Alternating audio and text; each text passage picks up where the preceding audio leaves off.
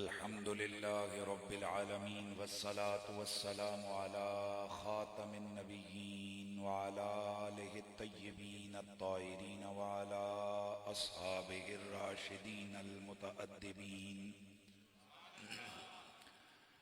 अम्मा बअदु फ़अऊज़ु बिल्लाहिस समीइल अलीम मिनश शैतानिर रजीम। बिस्मिल्लाहिर रहमानिर रहीम।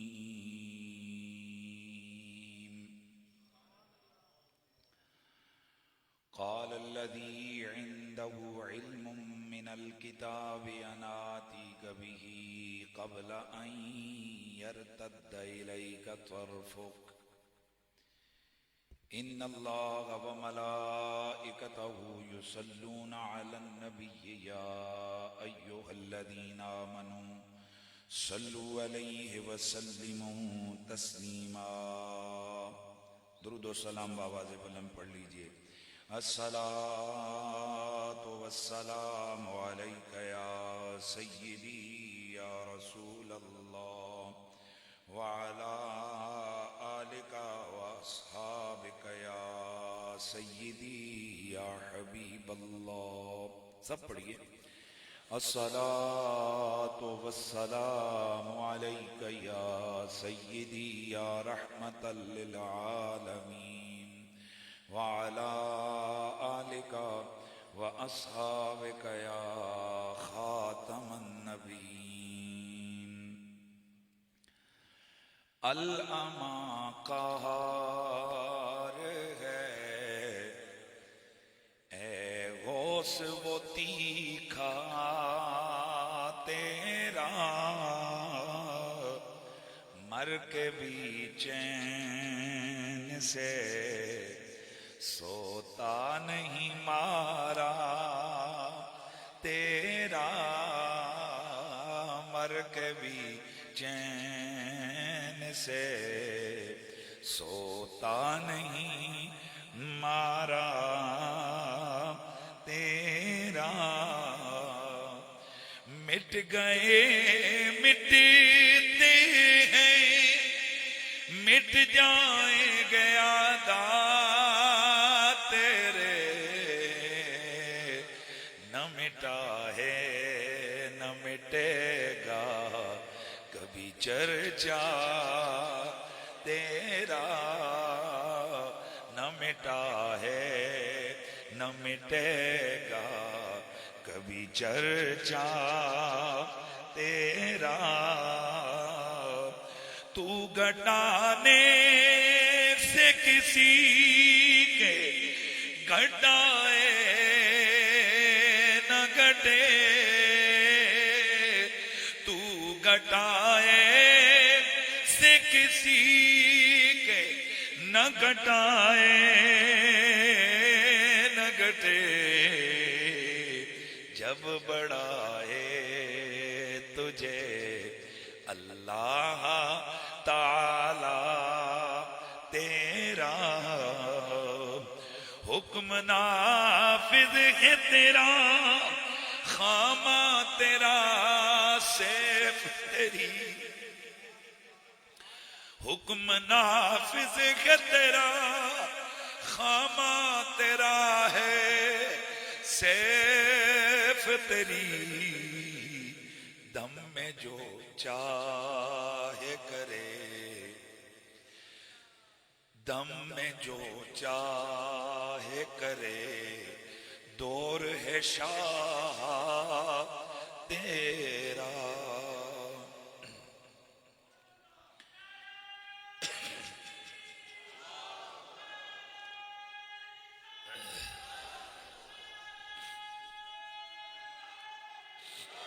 बादज़ हम्दो सलात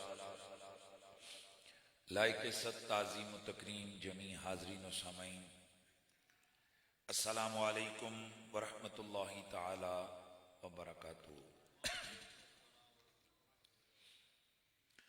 हम अहले सुन्नत व जमात की महाफिल में,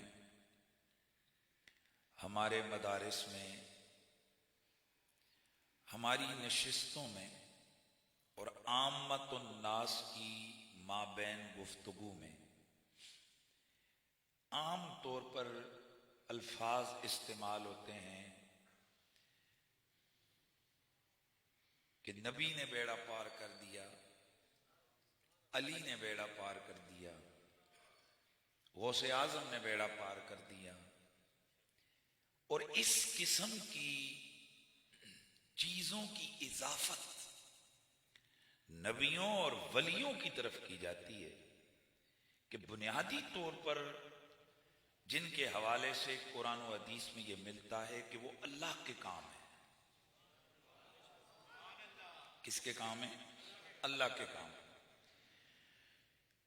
अब बहुत सारे लोग जब अहले सुन्नत की मजालिस में बेड़ा पार कर दिया या गौसे आजम कश्ती मेरी पार लगा दे, इस किस्म की बात करते हैं, तो फिर दूसरे लोग ये एतराज और सवाल उठाते हैं, कहते हैं यार ये क्या आपका अकीदा है और ये कैसे हो सकता है कि एक आदमी बगदाद में हो, उसका इतना लंबा हाथ थोड़ा है कि वो वहां से बढ़ाकर यहां तुम्हारी मदद करे, फिर नबी मदीने में, तो किस तरह से हो सकता है कि वो वहां बैठ के यहां काम करें। तो इस हवाले से मैंने चाहा कि आज की हमारी गुफ्तगू का यही उन्वान होना चाहिए कि क्या नबी और वली और बिलखुसूस गौस पाक तसर्रुफ कर सकते हैं? यही हमारी आज की गुफ्तगू का मौजू है। तसर्रुफ, इसका माना क्या है? तसर्रुफ का माना है अक़दाम, कार्रवाई, तदबीर और दखल, इख्तियार, कारकर्दगी। आम तौर पर जब यह लफ्ज बोला जाता है तो इसके साथ लफ्ज बोलते हैं रूहानी तसर्रुफ। ओ जी गौस पाक ने रूहानी तसर्रुफ करके मेरी परेशानी हल कर दी। अब जब किसी के लिए आप रूहानी तसर्रुफ मानते हैं तो आप बगैर जुबान से बोले उसके लिए इल्म गैब भी मानते हैं। भाई तो सब तवज्जो है, यानी एक तसर्रुफ के अंदर आप उसकी कुव्वते समात भी मानते हैं, आप उसकी ताकत भी मानते हैं और आप उसके लिए इल्म गैब भी मानते हैं। यहां से कजिया खड़ा होता है कि फिर नबी वली किधर से गैब जानते हैं? उनको क्या पता कौन कहां किस वक्त परेशानी और मुसीबत में, और अगर पता हो तो भी वो इतने दूर से वहां आ कैसे सकते हैं, जा कैसे सकते हैं? वो कंफ्यूजन है कि जिसे हमने आज हल करना है। तसर्रुफात सादा माना बनता है जाहिरी असबाब के बगैर रद्दो बदल कर देना, घटा देना, बढ़ा देना, बीमारों को शिफा दे देना, डूबने वालों को किनारे लगा देना, या किसी भी और हवाले से ऐसा अमल कर दिखाना कि जो जाहिरी असबाब के बगैर दूर से वो अमल नहीं हो सकता। तो क्या नबी वली ऐसा कर सकते हैं? जी हां, अंबिया और औलिया को अल्लाह वादउला शरीक ने वो ताकतें अता की हुई हैं कि वो तसर्रुफात की ताकत और इख्तियार रखते हैं। जिस तरह एक वली की करामत उस नबी का मौजज़ा होता है, उसी तरह किसी भी मखलूक की ताकत हकीकत में वो खुदा की ताकत होती है, हकीकत में वो खुदा की अजमत होती है। जैसे एक वली की करामत उस नबी का मौजज़ा। क्या मतलब? कि जब वली में इतनी ताकत है तो नबी में कितनी ताकत होगी। इसी तरह मखलूक की कुव्वत और ताकत से अल्लाह की इज्जत व अजमत का इजहार होता है कि जब मखलूक में नबियों वलियों में इतना कमाल है, इतनी ताकत है, तो खुदा में कितनी ताकत होगी। जैसे वली की करामत नबी के मौजज़े के खिलाफ नहीं, वैसे अंबिया और औलिया के तसर्रुफात ये अल्लाह की ताकतों और कुदरतों के खिलाफ नहीं, बल्कि ये अल्लाह की अजमतों का इजहार है। मैं हदीस सुना रहा हूं, ये हदीस आपने मुतअद्दिद मर्तबा मुख्तलिफ मकामात पर सुनी होगी, लेकिन इस्तिदलाल में आज इस हवाले से इससे करूंगा ताकि मसला जो है ना आपके लिए वाज़े हो जाए। नबी अलैहिस्सलाम के जमाने में एक दफा सूरज ग्रहण लग गया। क्या बोला मैंने? सूरज ग्रहण। अल्लाह के नबी सरवरे कोनो मकान सल्लल्लाहु अलैहि वसल्लम ने अपने यारों से फरमाया, ए मेरे सहाबा चलो निकलो।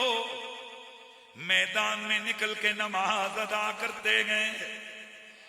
अल्लाह के हबीब अपने यारों की मईयत में मैदान में खड़े हुए नमाज खुसूफ अदा करने लगे। मेरे नबी ने नमाज शुरू की, अल्लाहु अकबर। अब नमाज लंबी हो गई। दौराने नमाज मेरे सोने नबी ने अपना हाथ आगे बढ़ाया। हाथ बढ़ाकर किसी चीज को जैसे पकड़ते हैं वैसे मेरे नबी ने एक्ट किया। फिर हुजूर पीछे हट गए, जैसे डर के किसी चीज से बंदा पीछे हटता है। नमाज खत्म हो गई। मेरे नबी के सहाबा ने मेरे नबी की खिदमत अंदर में अर्ज की, या रसूल अल्लाह, ए करीमा का रअयना का तनावल तशय्यन फी मकाम का हादा सुम्मा रअयना का तकाकाता या रसूल अल्लाह या हबीब अल्लाह। हुजूर वजह क्या हुई कि हमने नमाज के दौरान हमने देखा आपने किसी चीज को पकड़ा, फिर हमने देखा कि आप पीछे हट गए। मेरे नबी ने फरमाया, ओ मेरे यारो, मैंने इधर खड़े खड़े उरीतुल जन्ना वफी रिवायतिन फराएतुल जन्ना, एक कलमाना बनता है मुझे यहाँ खड़े खड़े जन्नत दिखाई गई, और दूसरे लफ्ज का माना बनता है मैंने खड़े खड़े यहाँ खड़े खड़े मैंने जन्नत देख ली। मैंने जन्नत में लटकता हुआ एक अंगूरों का खोशा भी देख लिया। मैंने हाथ बढ़ाकर उस अंगूर के खोशे को पकड़ लिया। अगर मैं चाहता वलौ अखज़तुहु लअकलतुम मिन्हु मा बक़ियत दुनिया, अगर मैं उसे तोड़ के ले आता तुम सुबह कयामत तक उसे खाते रहते, खत्म ना कर सकते। अब ये हदीस बुखारी शरीफ में भी है, सुभान अल्लाह की आवाज आए। ये हदीस सही इब्न खुज़ैमा में भी है। इसके अलावा दीगर और हदीस की बहुत सारी कुतुब के अंदर ये रिवायत मौजूद है, और सनदन बिल्कुल परफेक्ट और सही हदीस है। और सही हदीस मुसलमान का अकीदा और ईमान है। अब थोड़ा सा मैं मफहूम समझाऊंगा कि तसर्रुफ किसे कहते हैं और ये क्या होता क्या है। अब बताइए, हुजूर खड़े कहाँ हैं? मदीने में। क्या कर रहे हैं? नमाज पढ़ रहे हैं। तो देखा किसको? जन्नत को। जन्नत है कहाँ? आसमानों के ऊपर। अब बताइए, हुजूर खड़े वही हैं, तो आपने नीचे ही नहीं खड़े होकर यूं करके तो देखा नहीं। अगर यूं करके देखते तो सहाबा ये भी पूछते फिर आपने सर ऊपर क्यों उठाया, किसे देख रहे थे? लेकिन हुजूर खड़े वहीं थे, नमाज पढ़ रहे थे नॉर्मल हालत में, पर निगाहें जन्नत में देख रही थी। अब जन्नत नीचे नहीं है, जन्नत ऊपर है। तो हुजूर ने ऊपर देखे बगैर सारे आसमानों को क्रॉस करके आगे सिदरतुल मुंतहा को क्रॉस करके आगे जन्नत के अंदर अंगूर का लटकता हुआ खोशा देखा। नंबर एक तो पता चला निगाहे मुस्तफा में वो पावर है कि कायनात में मादियत का कोई पर्दा उन निगाहों को देखने के लिए रास्ते में कोई आड़ और रुकावट नहीं डाल सकता। तो अब हजरात बड़े आसान और सादा लहजे में आपने समझना है कि ये जो जमीन और आसमान के दरमियान फासला है ये खुदा या मुस्तफा जानते हैं, पर नबी ने जो फिगर बयान किया वो क्या है? मेरे आका ने फरमाया 500 साल की मुसाफत यानी सफर है। अब वो किसका है? घोड़े का सफर है, परिंदे का सफर है, हवाई जहाज का सफर है, रॉकेट का सफर है। भाई आप लोगों के रॉकेट्स जो खलाओं में छोड़े जाते हैं, जो मरीख और मुश्तरी और इन सियारों तक जाते हैं, वो कहते हैं इतने लाख और इतने करोड़ किलोमीटर, तो आसमान तो कहीं आगे है। आगे कुर्रे हैं, कुर्रे बर्द है, कुर्रे नार है, कुर्रे जौ है, ये सारे कुर्रे क्रॉस करके आगे आसमान।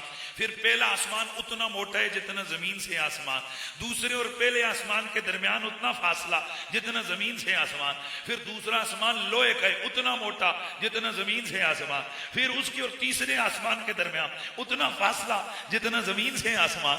अब वो आसमान तांबे का है उतना मोटा जितना जमीन से आसमान।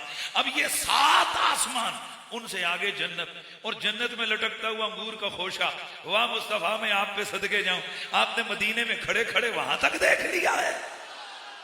तो यही बात हम लोग समझाना चाहते हैं कि नबी और वली की जो ताकत और कुव्वत है वो तराजुए अक्ल पे तुलने वाली नहीं है। तेरी मेरी अक्ल एक दीवार के पर्दे को क्रॉस नहीं कर सकती, एक मादियत के हल्के से कागज के पर्दे को क्रॉस नहीं कर सकती। कुर्बान जाएं उस निगाह का मुकाबला कौन करे जिसकी निगाहों के आगे न ये लोहे, न ये जमीनें, न ये आसमान कुछ भी पर्दा और रुकावट नहीं बन सकते।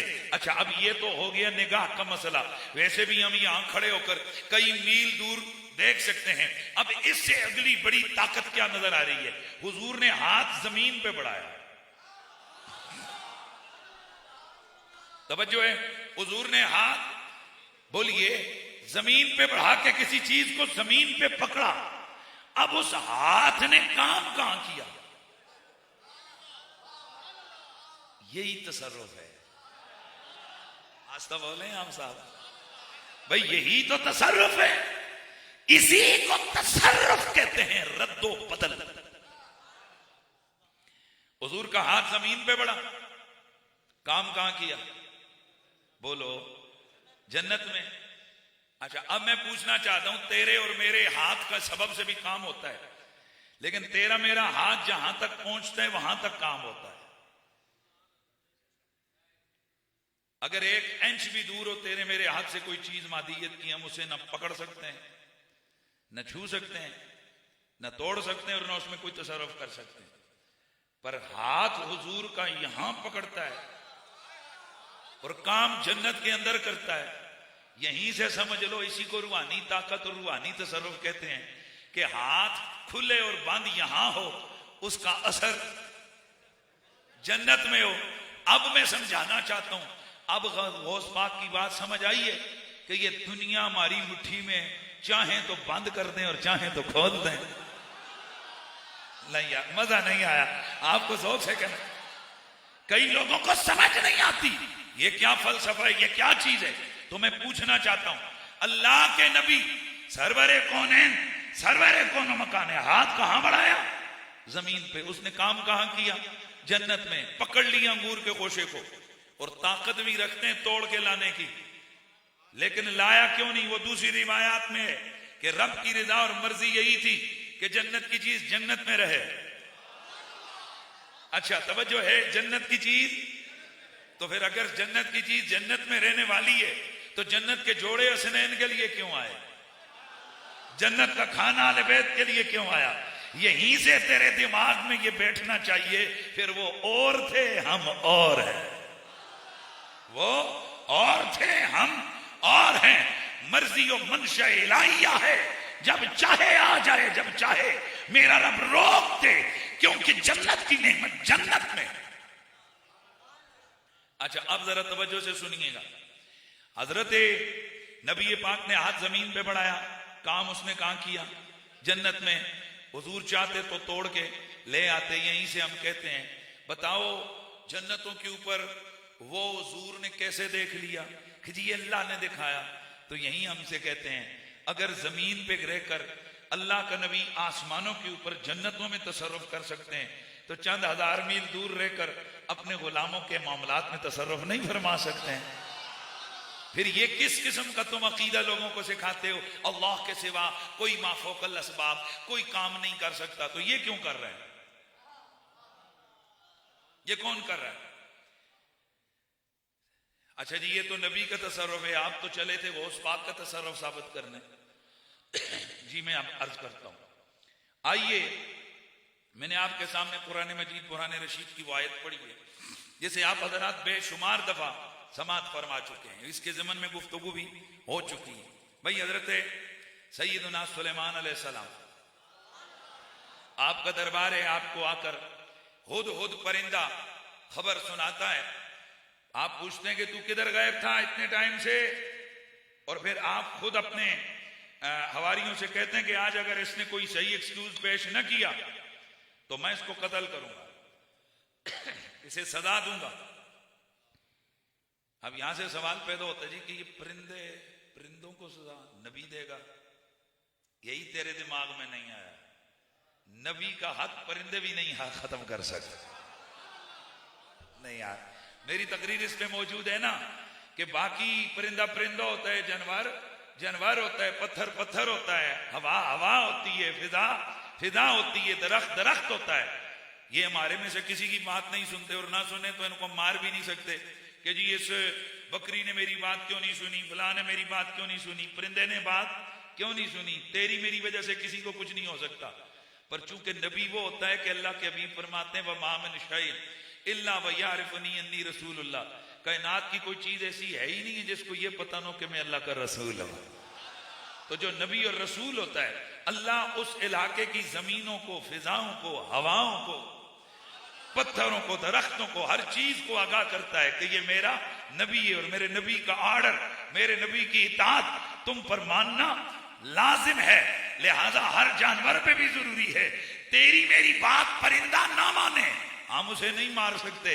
नबी की बात ना माने कत्ल होगा, क्योंकि अगर परिंदा भी गुस्ताखी ये पैगंबर करे उसे भी माफी नहीं मिल सकती।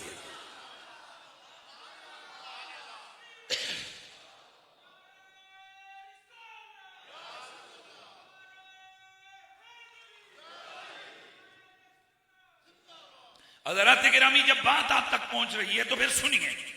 परिंदा हुद हुद, कहां थे तुम? ऐ अल्लाह के नबी, में उड़ता हुआ कहीं आगे गया, ऐसी सरजमीन पे पहुंचा, वहां लोग हैं जो अल्लाह के सिवा किसी और को पूछते हैं, और उनके एक मलका है और उसको एक बहुत बड़ा तख्त है। अच्छा, अल्लाह के नबी ने इस परिंदे को हुक्म दिया, जा फिर ये मेरा खत वहां पर डाल के आ, अगर तू सच्चा है। और फिर देखना वो रिएक्ट क्या करती है। मुख्तसर सा वाकया, मलका बिल्कीस तक खत गया। जैसे ही मलका बिल्कीस ने मशवरा किया और उसने कहा जी कि हमें ऐसे बंदे से टक्कर नहीं लेनी चाहिए कि जिसकी ताकत में ये परिंदे भी हों, जिसकी इतनी बड़ी कुव्वत हो, लिहाजा हमें मुती और फर्माबरदार होकर उसकी बारगाह में चले जाना चाहिए। अब कई 100 मील दूर का सफर है, परिंदा उड़ता हुआ लाकर पैगाम दे रहा है, ए नबी अल्लाह, वो मलका बिल्कीस की बारगाह में हाजिर होने के लिए वहां से चल पड़ी है। अल्लाह के पैगंबर अपने दरबार में फरमाते हैं, वो जिस तख्त की खबर मुझे इस हुद हुद परिंदे ने दी है, तुम में से कौन है? काल या अय्युहल मलौ अय्युकुम यातीनी बिअर्शिया कब्ल अन यातूनी मुस्लिमीन। ए मेरे दरबार वालों, तुम में से ऐसा बंदा कौन है कि जो उस मलका के उस तख्त को उसके मेरे पास आने से पहले पहले मेरी बारगाह में लेके आए? काल इफ्रीतुम मिनल जिन, एक जिन बोला, अना आती कभी ही, मैं उसे लेके आऊंगा, कब्ल अन तकूम मिन मकामिक, आज की मजलिस बर्खास्त होने से पहले वो तख्त आपकी बारगाह में होगा। व इन्नी अलैहि लकवियुन अमीन, उसके साथ हीरे मोती जवाहर जड़े हुए थे उस तख्त के साथ। ऐ पैगंबर, मैं बड़ी अमानत भी ख्याल रखूंगा, कोई चीज उसकी जाया नहीं होगी। मैं वो तख्त उठाकर यहां ले आता हूं, लेकिन टाइम कितना लगेगा कि आपकी ये महफिल जितने देर में बर्खास्त होगी उससे पहले पहले वो तख्त आ जाएगा। बताइए, 300 मील दूर से इतनी फास्ट स्पीड में तख्त का आना, ये कोई कम कमाल है? भाई बोलिए, ये कोई थोड़ी कमाल की बात है? लेकिन नहीं, अल्लाह के पैगंबर हजरत सैयदना सुलेमान अलैहिस्सलाम ने इस ऑप्शन को रद्द कर दिया, जो कि सियाके कलाम से समझ आता है। तो फिर एक बंदा बोला, क़ाल अल्लज़ी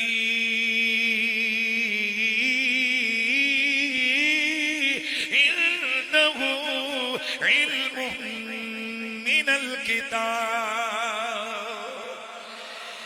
इंदहु इल्मुम मिनल किताबि अनाती कबिही क़ब्लाई यरतद्द इलैका तरफुक। उस मजलिस में एक इल्म वाला बंदा बैठा था। जनाबे सुलेमान की मजलिस में एक आलिम दीन बैठा था। इंदहु इल्मुम मिनल किताब, उस जमाने के नबी की जो किताब है उस किताब का इल्म उस बंदे के पास है। वो कहने लगा है पैगंबर मुझे इजाजत दीजिए, अनाती कबिही क़ब्लाई यरतद्द इलैका तरफुक, मैं आपकी आंख झपकने से पहले पहले वो तख्त आपके कदमों में ला सकता हूं।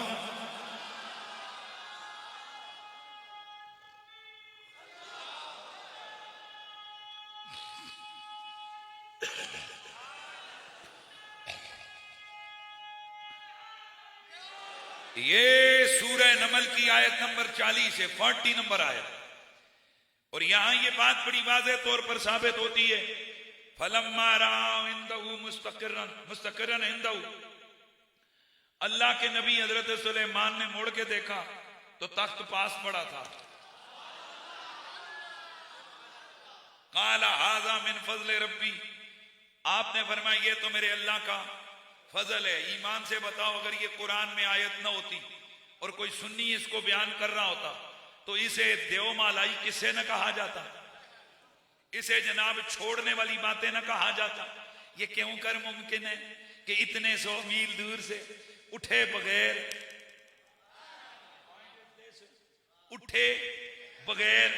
इतने 100 मील दूर से वो इतना बड़ा तख्त जो कि 80 गज लंबा, 40 गज चौड़ा, 30 गज ऊंचा था, इतना बड़ा तख्त इतने दूर से कैसे आ सकता है?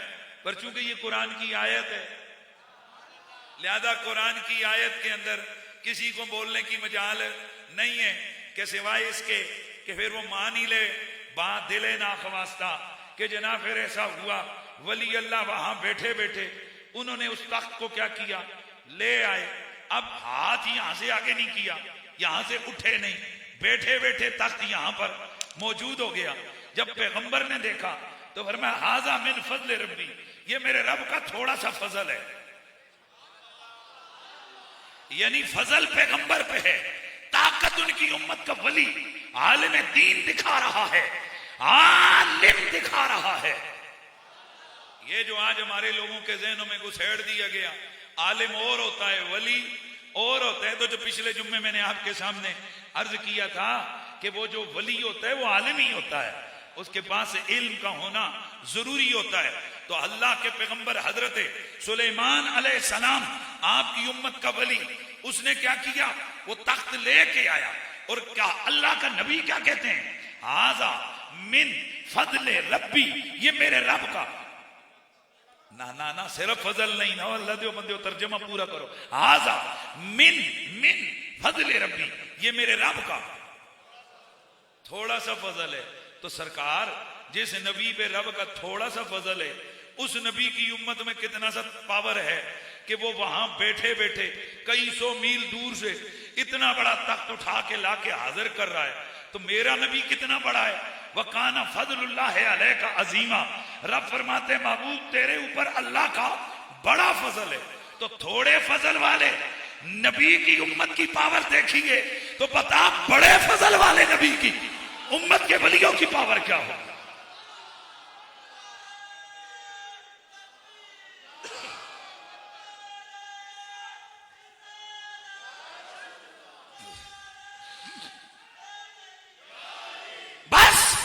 मेरा दावा था, अल्लाह वादउला शरीक ने सैयद शेख अब्दुल कादिर जीलानी रदी अल्लाह तआला अन्हु को तसर्रुफात अता फरमाए थे।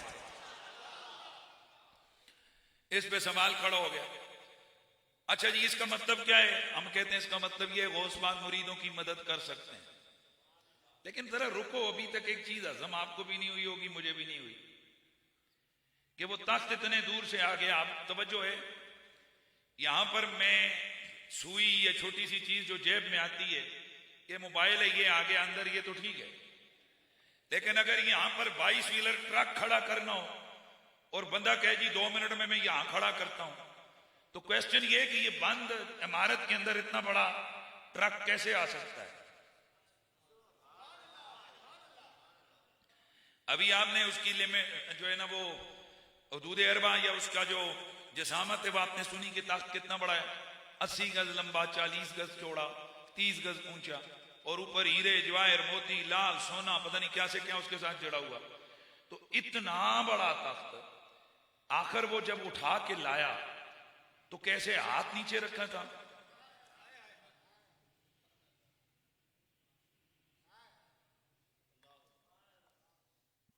वो क्रेन लेके गया था, वो अल्लाह का वली ऊपर से लाया था। अगर ऊपर से लाता तो आते हुए जंगल के दरख्त टूटते, हवा में उड़ता हुआ आता तो किसी को नजर आता।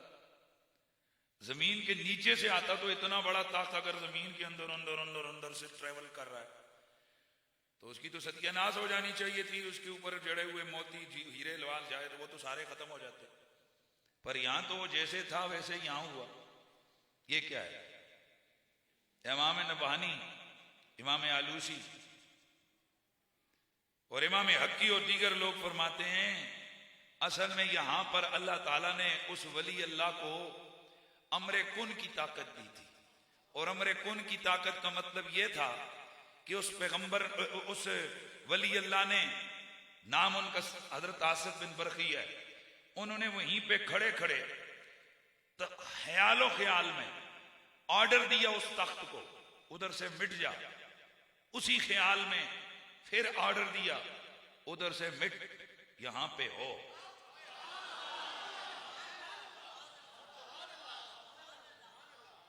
वहां से खत्म हो जा, यहां पे हो जा।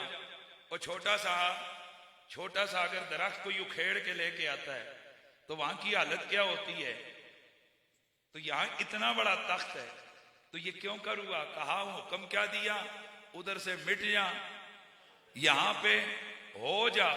तो बस उस अमरे कुन की ताकत ने ये काम कर दिखाया, वहां से मिट गया, यहां पे हो गया।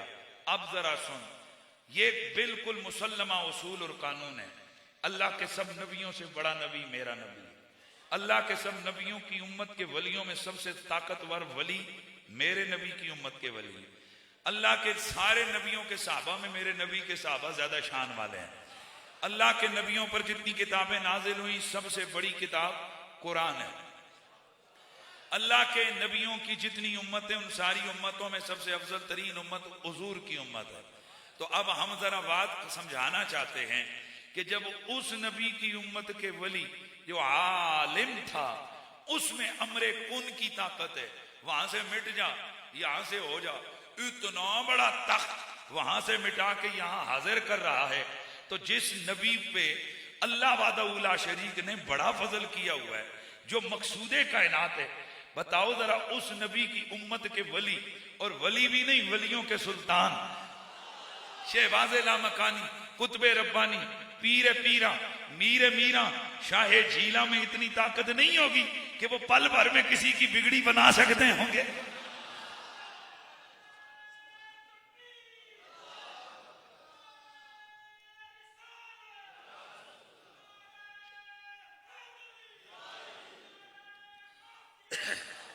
इसीलिए मेरे सैयदी आला हजरत इमाम आले सुन्नत इमाम अहमद रजा खान अलैहि रहमतुर रहमान मेरे गौसे पाक की अजमत को बयान करके कहते हैं कि हुक्म नाफिज है तेरा, खामा तेरा सैफ तेरी,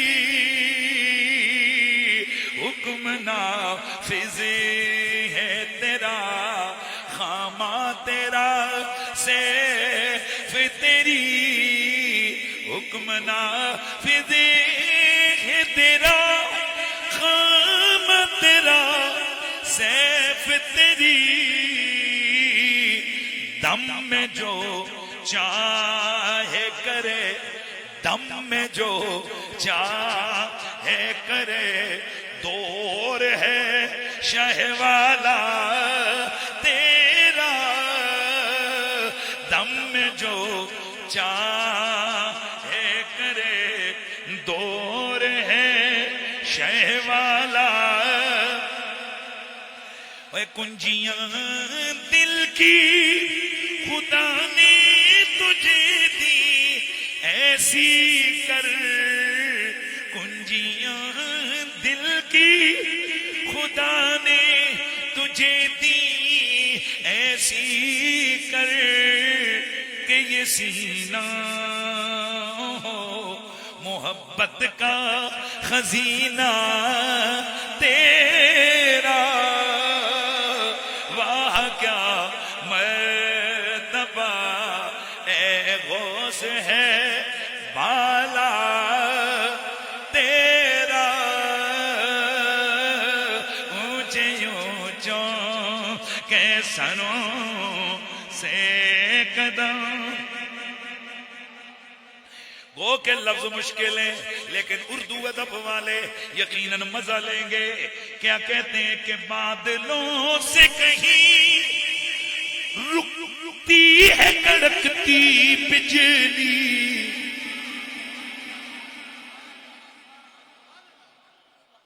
ओ मेरे अहमद रजा तेरी पहुंच तेरे दराक पे सदके जाऊं, तेरी इस मोहब्बत गौसियत मां पे सदके जाऊं। तशबीह दी है तो किस दर्जे की जाके दी है। क्या कहते हैं कि बादलों से कहीं रुकती है कड़कती बिजली। ओ भाई, कभी किसी ने देखा हो कि कड़कती हुई बिजली बादलों ने रोक ली हो? ना ना, ऐसा नहीं होता। बादल बादल है, बिजली बिजली है। बादलों से कहीं रुकती है कड़कती बिजली, ढालें छींट जाती है, उठता है जो तेगा तेरा। ए मेरे गौसे पाक, आपके तसर्रुफ की तलवार अगर किसी जगह लग जाए, ऐसी कोई ढाल नहीं जो उस वार को रोक सके। इसलिए तो हम कहते हैं कि हुक्म नाफिज है तेरा, खामा तेरा, सैफ तेरी। हुक्म नाफिज है तेरा, ओ मेरे गौस पाक, हुक्म नाफिज है तेरा, खामा तेरा, सैफ तेरी। दम में जो चाहे करे, दम में जो चाहे बोलो, दम में जो चाहे करे, दौर है शहवाला। ए मेरे गौसे पाक, हर तरफ हुकूमत आपकी है, हर तरफ पावर आपकी है। जो चाहे मर्जी ये करें। अब दोस्ताने गिरामी, यहां से ही हमारे बुजुर्ग ये वजीफा पढ़ते हैं, या सैयदी शेख अब्दुल कादिर जीलानी शैअन लिल्लाह। इस पर सबसे बड़ा सवाल खड़ा होता है। वो कहते हैं कि तुम इधर से अब्दुल कादिर जीलानी को पुकारते हो, उन्हें क्या पता। पहली बात तो ये आवाज कैसे पहुंचेगी, दूसरी बात ये कि उन्हें कैसे पता होगा कौन मुश्किल में पड़ा हुआ, किस घड़े में पड़ा हुआ है, कौन मुश्किल में फंसा हुआ किस घर में मौजूद है। उन्हें एड्रेस कौन बताएगा? मैंने कहा वो ही मैप जिसने आसिफ बिन बरखिया को तख्त वाला मैप समझाया था। मजा नहीं आया यार।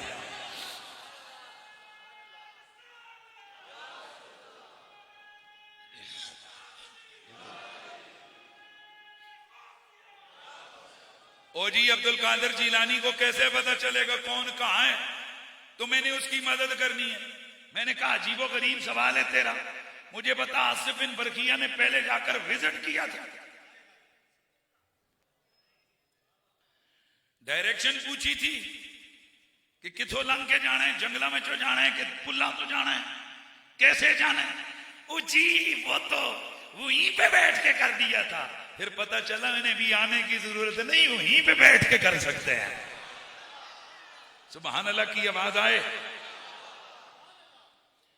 याद रखें हमारा ये अकीदा है, कर सकते हैं। बहुत सारे वो लोग हैं जो इम्कान को वकू के दर्जे में लाकर बलंडर ठोकते हैं। वो कहते हैं कि गौस पाक को कहो मेरा ये काम हो जाए। यार हमने कब ये दावा किया है कि एनी टाइम वो सब कुछ हर बंदे के लिए सब कुछ करते हैं? तू गौस पाक को छोड़, ये जुमले तू अल्लाह के लिए बोल सकता है? यार मेहरबानी करो यार, बताओ मुझे, अल्लाह सब कुछ कर सकता है, अल्लाह बिगड़ी भी बना सकता है, अल्लाह मदद भी कर सकता है। तो फिर जो हर कोई बंदा अल्लाह को मदद के लिए पुकारता है मुख्तलिफ जगहों पर, अल्लाह सबकी करता है? केड़ा बोले भाई अल्लाह सबकी करता है। अल्लाह जो मांगो सबको देता है। मंगो अल्लाह को, लो या अल्लाह मां करोड़ रुपया थे दे। हुण पहले कहना से करता है, हुण आने आखिरत में देगा। ये भाई अल्लाह सब कुछ दे सकता है। भाई अकीदा है तुम्हारा, आप सबका अकीदा है। मैं माज अल्लाह समझाने के लिए कह रहा हूं। अल्लाह अपने से कहो सारे पूरे मजमे का जुम्मे का मजमा सारे हाथ उठाकर को कुरैशी साहब को 5 करोड़ रुपया दे अभी अभी। चलो कहो ना, सारे एक भी नहीं बोले, सारे मन्ने हो गए। क्यों? आप कहते हैं जनाब हमारा अकीदा है अल्लाह कर सकता है। क्या वो हर एक के लिए हर वक्त हर जगह करता है? ये अलग मैटर है। क्यों? कि हम उसके पाबंद हैं, वो हमारा पाबंद नहीं है। मजा नहीं आया यार, मजा नहीं। हम उसके पाबंद हैं, वो हमारा पाबंद नहीं। फिर हम उसे उसकी हकीकत के साथ नहीं जानते, उसकी इल्म की वुसअत और ताकत के साथ नहीं जानते, वो हमें जानता है। गाड़ी एक बेजान चीज है। मेहरान गाड़ी पर कभी भी कोई ट्रक का लोड नहीं डालता, हालांकि सबको पता है ये वजन उठाने के लिए है। चलो उसको छोड़ो, सुजुकी है छोटी सी। कभी ऐसा किया तुमने कि उस पे 50 टन वजन डाल दो? बोलो क्यों? आपको पता है कि ये नहीं उठा सकती। मतलब तेरे मेरे जैसे को पता है ये चीज बनी इस जोगी नहीं है, जिस जोगी है उस पर उतना वजन डालेंगे। तुझे मुझे हिकमतों का पता है, तो रब को नहीं पता कौन किसके लिए बना हुआ है। इसलिए ये जो यूट्यूबर किस्म के मौलवी हैं जो स्कॉलर बन के लोगों को गुमराह करते हैं, और वो कहते हैं कि अल्लाह से कह दो, चलो वलियों को कह दो कि ये काम कर दें। यार हमारा कब दावा है कि हर बात वली करता है? हमारा कब दावा है कि हर जगह वली तसर्रुफ करता है? जिस तरह अल्लाह के लिए हमारा दावा नहीं, तो वली तो बात की बात है। क्या अल्लाह के लिए हमारा दावा है कि हर वक्त हर जगह जो हम कहें अल्लाह वो करता है? नहीं है। हमारा ये दावा है वो कर सकता है।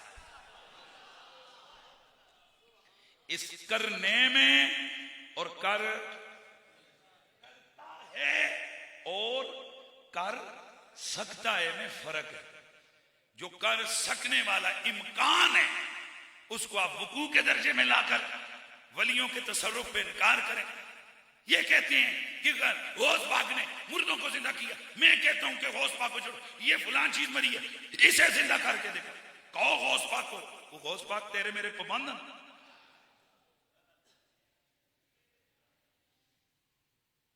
मक्के के मुशरिकों ने कई दफा अल्लाह के रसूल को कहा कि मोहम्मद अगर तुम सच्चे हो तो ये मौजज़ा दिखाओ। बताओ अल्लाह का नबी अगर चाहते तो मौजज़ा दिखा सकते थे कि नहीं? अल्लाह ने फरमाया महबूब तू इनसे ये कहे कि मैंने तो ये दावा ही नहीं किया कि मैं तुम्हें मौजज़ा दिखाने आया हूं, और मैं तो तुम्हें सिराते हक दिखाने आया हूं। बात ये नहीं है कि अल्लाह का नबी दिखा नहीं सकते थे, दिखा सकते थे, लेकिन लायानी सवाल का कोई जवाब नहीं होता।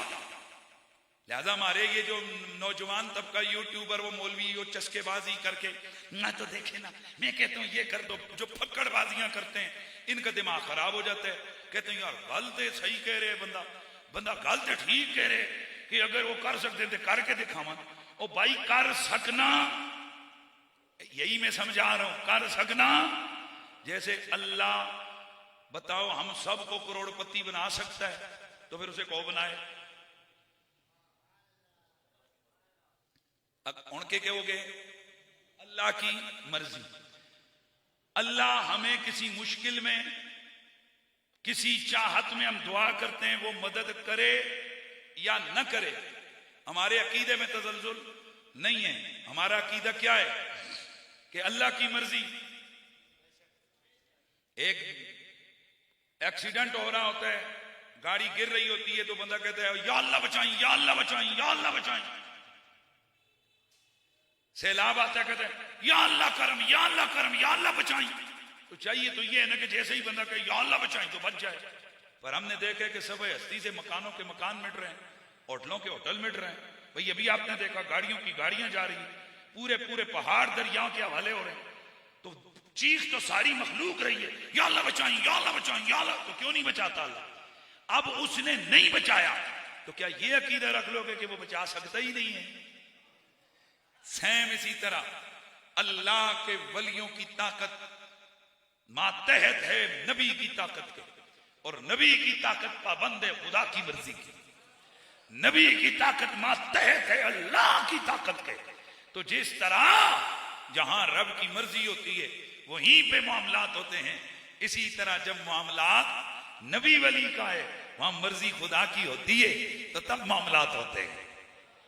हमने ये कभी नहीं कहा कि गौस पाक के सामने जो मुर्दा है उन्होंने जिंदा कर दिया, बल्कि हमने ये कहा कि मुर्दे जिंदा कर सकते हैं, और उन्होंने कई जगह फिर मुर्दे जिंदा करके दिखाए। इंज दी गल होवे ते फिर ते भाई मसला ही खत्म हो गया। जिस दा प्यो मरे या गौस पाक जिंदा कर, फिर ये खुदा का निजाम हस्ती तो मजाक बन के रह जाए। ये खुदा का निजाम दुनिया, ये निजाम कुदरत, ये तो मजाक बन जाए। ऐसा नहीं है कि जो मरे, अगर ऐसा होता तो गौस पाक के सामने अपने रिश्तेदार भी तो इंतकाल किया, उनको जिंदा कर देते। उनके सामने उनके मुरीदों का इंतकाल हुआ, उन्हें जिंदा कर देते। बल्कि गौस पाक को छोड़िए, मेरे मुस्तफा के सामने उनके अपने प्यारे प्यारे बच्चों की विलायत, बच्चों का विशाल हुआ। ऐसा नहीं होता है। अल्लाह के नबी और वली खुदा की कुदरतों के पाबंद होते हैं, अल्लाह ताला की मर्जी पे राजी होते हैं। जरा प्यार से बोलो, खुदा की रजा और मर्जी पे राजी होते हैं। अल्लाह की टक्कर में आकर कुछ नहीं करते। ये नहीं कि अल्लाह उधर रस्सी छिक रहे ते नबी वली उधर रस्सी छिक रहे ने। खुदा के बंदो, ये रवैया भी ठीक नहीं कि इस तरह से नबियों वलियों की शान बयान की जाए कि यूं लगे कि अल्लाह नहीं उधर पे छिकने थे, नबी वली इधर छिकने ने ते जी लो जी नबी वली रेस जीत गए तो नबी वली ने जनाब मैच जीत लिया। ऐसे नहीं होता। मैं इसको समझाना चाहता हूं। जैसे हदीस शरीफ के अंदर मौजूद है कि अल्लाह के नबी ने फरमाया कि इन्ना सिक्त लयुरा के मरब्बो यौमल क़ियामा, ये जो छोटा सा बच्चा होता है, कच्चा बच्चा, क़यामत वाले दिन ये अल्लाह ताला के साथ लड़ाई करेगा और ये अल्लाह की बारगाह में कहेगा या अल्लाह, या मेरे माँ बाप को मेरे साथ जन्नत में भेज या फिर मुझे भी उनके साथ दोज़ख में भेज। मुझे बताओ अल्लाह के लिए वो बच्चा क्या मैटर है? बोलो जरा मुझे, उसकी क्या हैसियत है? मेरा अल्लाह चाहे तो उस जैसे करोड़ों को उठाकर जहन्नुम में डाल दे, लेकिन ये बच्चा किस पावर पे अल्लाह से लड़ाइयां कर रहा है? यार बोलो खुदा के बंदो, ये किस वजह से कह रहा है या अल्लाह, या मुझे भी भेज, या मैं भी जन्नत में भेज, मुझे भी दोज़ख में भेज, या मेरे माँ बाप को मेरे साथ जन्नत। अल्लाह फरमाएगा अय्युह सिक्तुल मुनाके मुरब्बू फदखुल अबवैका फिल जन्नह। और अल्लाह से ना लड़ो बच्चा, या अपने माँ बाप को पकड़ और जन्नत में लेके चला जाए। अब बताओ, उनको जहन्नुम में डालना कौन चाहता था? अल्लाह। छुड़ा के कौन ले गया? बच्चा। खुदा का पकड़ा छुड़ाए मोहम्मद, मोहम्मद का पकड़ा छुड़ा कोई नहीं सकता। अगर ये पढ़ते हो कहते हो इसको मतलब है कि अस्तगफिरुल्लाह मोहम्मद अल्लाह से तगड़ा हो गया। मैं पूछता हूं अल्लाह, ये बच्चा अल्लाह से तगड़ा हो गया कि अल्लाह से लड़ाई करके कह रहे या इन्होंने छट तो या फिर मैंने भी जन्नत दोज़ख से भेज। अल्लाह कहता है ना लड़, लेके चला जा, इन्होंने जन्नत से ले जा। इसका मतलब ये है कि रब की मर्जी ये है कि मेरा बंदा बख्शा जाए, चाहे बहाना नबी लगे, वली लगे या बच्चा लगे। रब चाहता ही है, रब चाहता ही बख्शना है, मगर ना रब जहन्नुम में डालना चाहता तो बच्चे की क्या, कुल कायनात की किसी की ताकत नहीं है कि वो खुदा की जात को ललकार सके। भाई खुदा खुदा है, वो परवरदिगार है, उसके सामने नबी वली गौस कुतुब शहीद फरिश्ते उसके सामने आजिज है। इतना बड़ा मेरा नबी है, वो अल्लाह के सामने सर झुकाकर, जबीन नयाज को झुकाकर सुबह शाम अल्लाह की वादानियत का प्रचार करता है। अरे साहब अल्लाह अल्लाह है, अल्लाह का मुकाबला कोई नहीं कर सकता। तो अब बताइए नबी वली किस ताकत में लड़ाई में छुड़ाते हैं? नहीं, प्यार में। ये बाहर गली में बंदे के घर के आगे गाड़ी खड़ी करनी है, दो तरीके हैं। मैं ते खड़ी करांगा डक के 10, साइकिल भी नहीं खड़ी कर सकता। अब कोई गल नहीं आए और भराए मेरा केड़ी खड़ी करांगा, केड़ी गल है भाई, मेरा वीर है। और ट्रक ला के खड़ा, नहीं समझ आई। दो चीजें होती हैं, एक टक्कर वाली, एक मोहब्बत वाली, दाइये वाली, दिलैये वाली, मोहब्बत वाली। ये उसी तरह मेरे उस्ताद गिरामी सैयदी किबला पीर हसीनुद्दीन शाह साहब आप मिसाल दिया करते हैं, फरमाते हैं बेटा छोटा सा बच्चा होता है, माँ को रात 12 बजे कहता है अम्मा मुझे चॉकलेट चाहिए, और रात 12-1 बजे चॉकलेट कितों आवे। माँ ये कहती ना पुत्र कोई नहीं है सर, ओ मेरा लानो। वो गुस्से करता है, कभी माँ के मुंह पे थप्पड़ मारता है, कभी उसके बाल नोचता है, कभी जनाब रोता है, क्या करता है। कभी ऐसा हुआ कि उस माँ ने पटखा के मारा उस जमीन पे। माँ क्या करती है, किसी न किसी तरह उसको चुप करके सुला देती है। तो ये जो लड़ाई है ना बच्चे की, ये प्यार वाली लड़ाई है। इसी तरह अगर अल्लाह के नबी और वली अल्लाह की बारगाह में किसी हवाले से कुछ मनवाते हैं ना, तो वो लड़ाई चक्कर और झगड़े वाली नहीं होती है, वो इश्क और मोहब्बत वाली होती है। वो कैसी लड़ाई हो, वो कैसा होता है मामला, जैसे बदर वाली रात। सोचना है जरा कि हुजूर सैयद आलम बदर वाली रात जब दुआ कर रहे थे अल्लाह के आगे, तो क्या कह रहे थे, अगर ये आज मिट गए ना तेरा नाम कोई नहीं लेगा। कुछ आपकी समझ में है कि ये क्या लफ्ज है? सर सजदे में और कई क्या जा रहे हैं हुजूर जी आज ये मिट गए नहीं ना तेरे बंदे, तो तेरा नाम फिर किसे नहीं लेना। हजरात कुछ बात आपके दिमाग में पड़ रही है, कायनात के रब को हुजूर कह रहे हैं खुदाया अगर ये मिट गए ना तो तेरा नाम लेने वाला यहां कोई भी नहीं होगा। अब अल्लाह तो बेनियाज है, वो कहते सारी दुनिया काफिर हो जाए मुझ में कोई फर्क नहीं पड़ता। भाई ये भी तो हदीस है कि अल्लाह क्या कहता है, सारे मुझे सजदे करने लगे, मेरी माशियात में इजाफा नहीं होता, सारे काफिर हो जाएं, मेरी मिल्कियत में फर्क नहीं पड़ता। तो हुजूर क्या कह रहे हैं, रब्बा ये आज ए मिट गए नहीं ना तो फिर तेरा नाम लेने वाला कोई नहीं बचेगा। ये क्या है, इसे कहते हैं प्यार का झगड़ा, जिसे कहते हैं नाज का झगड़ा। इसलिए मेरे नबी ने सर उठाया, चेहरा खिला हुआ है। क्या हुआ आका? फरमाया वादा आ गया है, वादा आ गया है। सरकार क्या होगा? फरमाया फतह हमारी होगी। यार सुभान अल्लाह की आवाज तो आ जाए, फतह हमारी होगी। तो ये होता है मोहब्बत का रंग, ये होता है नाज का रंग, ये होता है नाज का और प्यार का रंग। तो नबी वली इन मानों में तसर्रुफ करते हैं, नबी वली इन मानों में बिगड़ी बनाते हैं। नबी वली अल्लाह अकबर, जहां पर तकदीर मुअल्लक हो उनकी दुआएं उस तकदीर मुअल्लक को लुटा देती, जहां पर तकदीर मुअल्लक हो उनकी दुआएं उस तकदीर मुअल्लक को लुटा देती हैं। अब आप कहेंगे ये कैसे हो सकता है? ये उसी तरह हो सकता है कि जैसे असहाबे काफ अपनी गार के अंदर लेटे हुए हैं और सूरज कभी दाएं से होके गुजरता है, कभी बाएं से होके गुजरता है। तो अब बताओ ये सूरज और चांद का चलना क्या ये तकदीर इलाही का अंदाज है कि नहीं? ये एक लम्हे के लिए इनकी हरकत न दाएं होती है न बाएं होती है, पर वलियों की नींद के लिए कभी दाएं से रखता है कभी बाएं से रखता है। और कुरान में अल्लाह फरमाता है ज़ालिका तक़दीरुल अज़ीज़िल अलीम, ये इल्म वाले और गलबे वाले अल्लाह की तकदीर है। तो उस खालिक की तकदीर वलियों की नींद की वजह से कभी इधर कभी उधर, तो अगर असहाबे काफ की नींद की वजह से ये मामलात इस कदर अजीम हो सकते हैं, तो मेरे मुस्तफा के प्यार के लिए, मेरे नबी की रिजा के लिए कुछ भी नहीं होगा। हज़रात गिरामी, हुजूर गौसे पाक रज़ी अल्लाह तआला अन्हु वलियों में सबसे ज्यादा तसर्रुफ रखने वाले, और आपकी करामतें दर्जे तवातुर तक पहुंची हुई, और आप नायबे हुजूर हैं। जुमला मेरा कईयों को नहीं समझ आएगा, लेकिन बोलिए, आप नायबे हुजूर हैं। इसलिए गौस पाक फरमाते हैं मन इस्तगा सभी फी कुर्बतिन कशफ्तु अन्हु व मन नादा बेस्मी फी शिद्दतिन फर्रजतु अन्हु व मन तवस्सला इलल्लाहि बी फी हाजतिन क़ुज़ियत हाजतुहु। और जिसने कभी मुझसे मदद मांगी किसी मुश्किल में, तो मैं उसकी मुश्किल को दूर करूंगा। जिसने मुझे पुकारा किसी शिद्दत में नाम लेकर, तो मैं उसकी शिद्दत को दूर कर दूंगा। जिसने मेरे नाम का वसीला अल्लाह की बारगाह में पेश किया, तो उसकी हाजत मेरे नाम के वसीले से अल्लाह पूरी फरमा देगा। अब ये दावे अब्दुल कादिर जीलानी कैसे कर रहे हैं? तो इब्ने तैमिया जैसा बंदा भी कहता है अब्दुल कादिर जीलानी जो बोल रहा था अमरे इलाही से बोल रहा था। ये गौस पाक को ताकत देने वाला कौन है? मेरा अल्लाह। ऊंचा बोलिए, ताकत देने वाला कौन है? अल्लाह। इसलिए गौस पाक फरमाते हैं वले कुल्ल वलीयिन वलहु कदमन व अना अला कदम बदरिल कमाली। हर वली किसी न किसी नबी के कदम पे होता है। इसका मतलब क्या है? इसका मतलब ये होता है कि हर वली के अंदर किसी न किसी नबी का रंग होता है। यार सुभान अल्लाह की आवाज आएगा। किसी न किसी वली का रंग होता है, उसकी अदाओं का ज़ुहूर होता है।